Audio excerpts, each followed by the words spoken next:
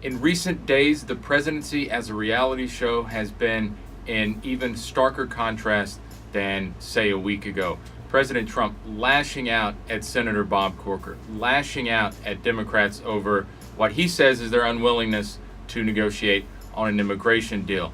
The president wants to drive each day's media coverage. He gets up early with the tweets. Expect the reality show approach to continue this week, and President Trump has another action-packed week ahead.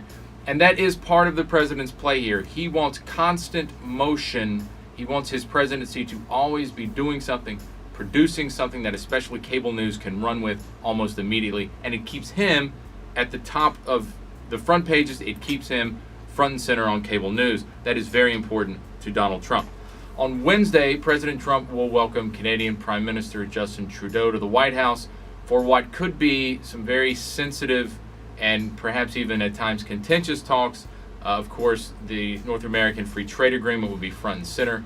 Trump has kind of torn that agreement open. He's trying to renegotiate that with Trudeau and their Mexican counterpart. And he's been very critical of Canada, usually one of America's closest allies that American presidents, give the benefit of the doubt to or are definitely not critical of. Trump has changed that. We'll see if Trudeau, who was a close ally of President Obama, pushes back on Trump, maybe even in any public remarks they might give together Wednesday at the White House. Later Wednesday, the president will travel to Pennsylvania for another rally to sell the Republican tax plan. There is no tax plan quite yet. They're still working on it, but the president's going to go stump for his principles, what he wants to see in that bill. Later this week, timing is still uncertain on just when, but look for the president to sign an executive order that will roll back a number of regulations that are part of the 2010 Obamacare health law. Of course, rolling back many things that Barack Obama did is very important to this president.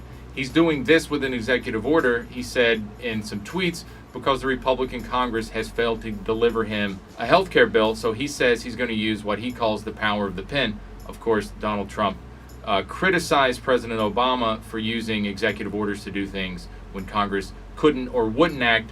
But once you're president, you find that pen is very powerful, as the president himself has alluded to. Also keep an eye on the Iran deal and what the president does with it. There is an October 15th deadline for him to certify that Iran is, for the most part, adhering to the P5+1 nuclear agreement. Of course, Trump has said that is the worst deal any U.S. president has ever struck. He's lashed out at Corker for his role in that deal. The actual deadline, as I said, is October 15th. That's Sunday.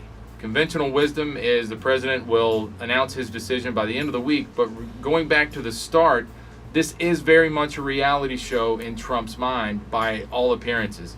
So keep an eye on whether the president might stretch this announcement into the weekend, keep himself on the front page, maybe play Corey on Twitter on Saturday, and make some kind of announcement on Sunday. Again, nothing set in stone, but stretching this out as far as possible would certainly fall in line with how Trump wants his presidency to stay in the headlines, stay on cable news, and he'll have 2 extra days after the close of business on Friday to make the decision.